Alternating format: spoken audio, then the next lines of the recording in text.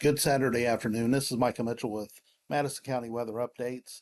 Doing a quick update with you, update you on the latest model data, and as well as my forecast and what the advisories are that we have out. And we'll try to give you a little bit of clarity on what to expect tomorrow. First things first, here's the advisory map from the National Weather Service. Madison County was put into a winter weather advisory, which I told you in my video yesterday. I thought that would be the route they would go because we're kind of right on the border where things could go either way. But the counties that border us to our west, south, and southeast, Henry, Hancock, and Hamilton counties all are under winter storm warnings. So if you kind of line those up, the southern half of Madison County really is kind of in line with those winter storm areas as well. But regardless of what kind of advisory we are under, we do expect some impactful snow. The National Weather Service in their advisory has us getting 2 to 5 inches of snow in Madison County. I don't necessarily agree with that, but I do always want to show you what the official forecasts are before I get into what I expect.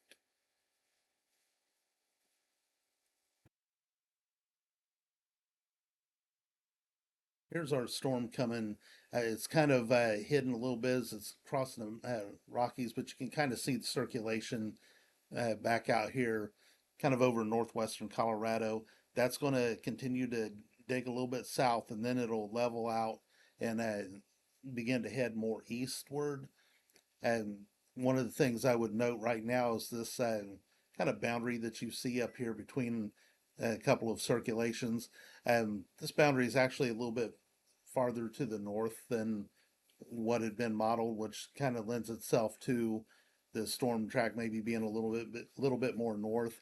I would also note that, and I'll show you on the HRRR model, which is pretty aggressive, but even on the more favorable snowfall models, our current surface pressures right now, like in here in Madison County, are a little bit lower than even the aggressive models, which again lends itself to the storm being able to track a little bit farther to the north and northeast.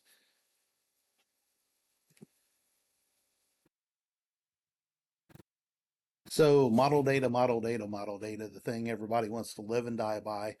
So we basically have a battle between the foreign models and the American models. All of the models out of Europe and out of Canada have tended to want to stay more south with the snow track, whereas the American data pretty well is locked in over the last really almost 3 days now on heavier snow coming through central Indiana, especially south central Indiana. So we can take that for what it is, but I'll show you the data just so that you know. This is the Canadian model. You can see it's got the heaviest snow down across southern Indiana. This has Madison County picking up between 2 and 3 inches. Um, Here's the European model. It has trended back north a little bit, but it's still stayed predominantly to the south. Again, it's another 2 to maybe 4 inch snowfall across Madison County with the heavier snow to the south of Interstate 70.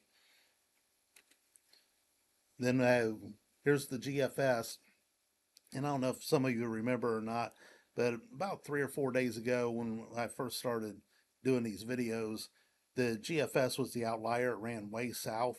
And I told some people then that you don't want to be in the crosshairs of the GFS, 4, 5, 6 days out. You want to be in it within about 2 to 3 days. Once we hit that 3 day mark, the GFS came north. It's locked in on this result and it has stayed put. So that's it's been really the only consistent model over the last 3 days.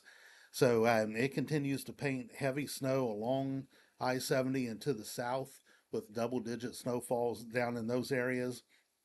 It shows Madison County picking up anywhere from 6 to maybe 8 or 9 inches of snow. So, and again, it's just kind of locked in and stayed there. But you can see this real tight snowfall gradient up here, just north of Grant County and Howard counties. That's something we need to keep an eye on. because again, you can see with that tight gradient, a small shift, if this moves a little north, we're getting, double digit snow here. If it moves 30 miles south, we're getting a couple of inches of snow. So it wouldn't be Madison County if we weren't right on that border. Here's a look at the HRRR model. It, again, is kind of locked in with what the GFS is doing, been very consistent. Again, gives Madison County 6 to about 8 inches of snow with double digit snowfall from I-70 and southward. Here's the NAM 3K. It's not as aggressive as the other two, but its snow path is pretty much the same. Again, some double digit snowfall just south of I-70. Has Madison County generally in the 5 to maybe 8 inch range. But again, you can see that real tight gradient right up there just to the north of us. So again, if that slides 30 miles south, we're not getting much. And if it slides 30 miles north, we're getting a ton. And here's the National Weather Service NDFD model. This is at a 10 to 1 ratio. The snow is probably going to be more like 12 or 13 to 1. So, yeah, where you see 4 inches for Anderson and Muncie, that's probably really going to be more like, 5 to 6 inches according to this model. But again, like everything else, it's locked into the heaviest snow staying south of I-70, which has been my forecast the entire time. And lastly, here's the National Weather Service blend of models. It kind of takes all of this data, blends it all together. So it does create a little bit wider snow swath than what's probably going to happen. But again, it's got northern Madison County probably picking up 5 inches of snow, southern Madison County picking up about 7 or 8 inches of snow. So I think that's pretty fair. And like everything else, just to our north, up around Grant and Howard counties, the snow just to their north shuts off very quickly. So, before I show you what I've got, I want to kind of walk you through some timing with the HRRR model so that you have an idea of what to expect with that. So here we are starting at our current time. And again, like I mentioned earlier, it's got, I mean, as aggressive as these American models have been, they even are probably too high with the pressure to our north. So it's got a 1028 millibar uh, pressure line coming through here, and we're actually, according to both of my weather stations here, at 1026. So our pressure is actually a little lower than even these models. So again, that lends itself to maybe a little bit of ability for this system to come a little farther to the northeast. So as we advance through the daytime, we're getting into the evening. Um, Areas out around Kansas City, they're going to get hammered with a ton of snow, sleet, probably even some freezing rain, and then back to heavy snow. As we get into the overnight hours, then the snow begins to move through the St. Louis area, and then they'll change over as well. And it's beginning to just move into southwestern and western Indiana by about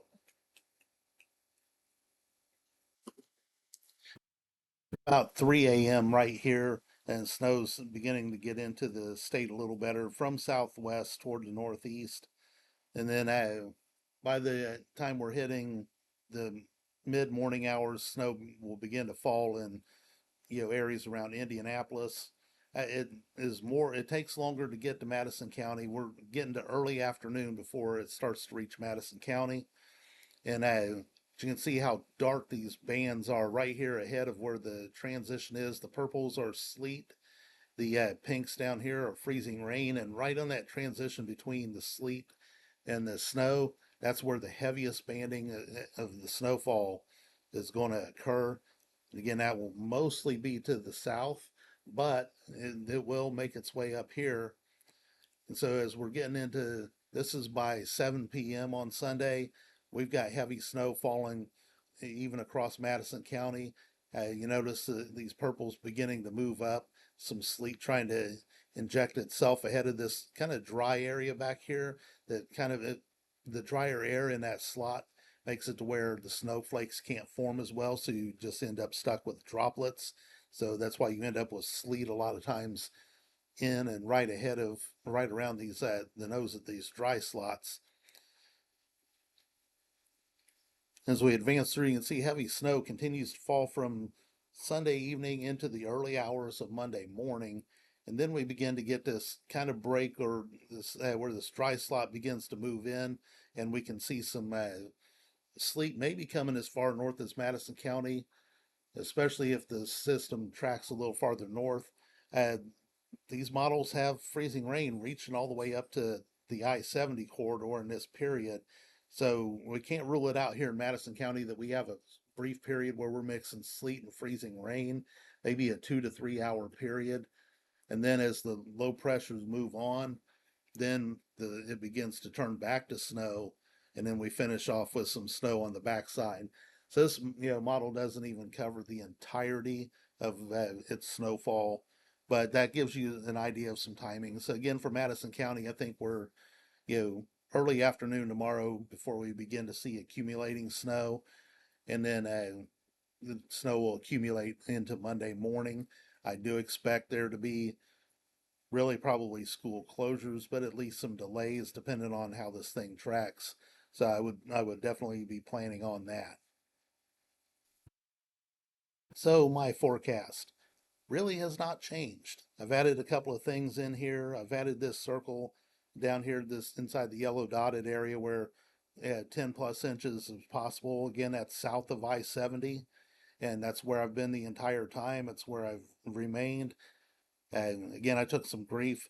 I'll have to post something for you later on, the matchup between the generic map that I did back on Wednesday, back on New Year's Day, and then when you look at where the winter storm warning and the advisory were laid out, there were the three counties far west are the only counties that I got wrong. I almost laid out the exact what ended up being the warning areas. So hey, I've not changed my forecast regardless of any other data or what anybody else has been messaging me and telling me I was wrong. I was too light. I was too far south. I stayed put with what I saw, and it looks like it's going to work out pretty well. So this is kind of the zoomed out regional view. And then I kind of zoomed it in. It's not as great a resolution, but of course Madison County is there in the white box. So again, I continue to split the county. I think the northern half of the county, probably north areas north of Anderson, will probably pick up 3 to 5 inches, and then areas from Anderson and south will probably pick up anywhere from 4 to 7 inches. So overall, my call for in general for Madison County, the northern parts are the most questionable, but 4 to 7 inches is kind of where I've been, and that's really where I'm staying for Madison County. Just with the caveat, as I've told you from the beginning, a shift to the south means less snow. A shift to the north means more snow, and we're right on that boundary. So Mother Nature's going to do what she wants to do. But overall, I haven't changed my forecast, and I'm not going to change my forecast. This is what we'll roll with, and we'll see what happens. If anything needs to be updated, if we see any major changes, I will definitely update you on that. And I'll also keep you updated tomorrow morning as the storm gets closer. So, and as always, if you can donate to this page and support this page, please do so. And thank you to those of you who do so, and thank you to the business sponsors that have helped keep this page afloat. So this is Micah Mitchell with Madison County Weather Updates. Have a great day.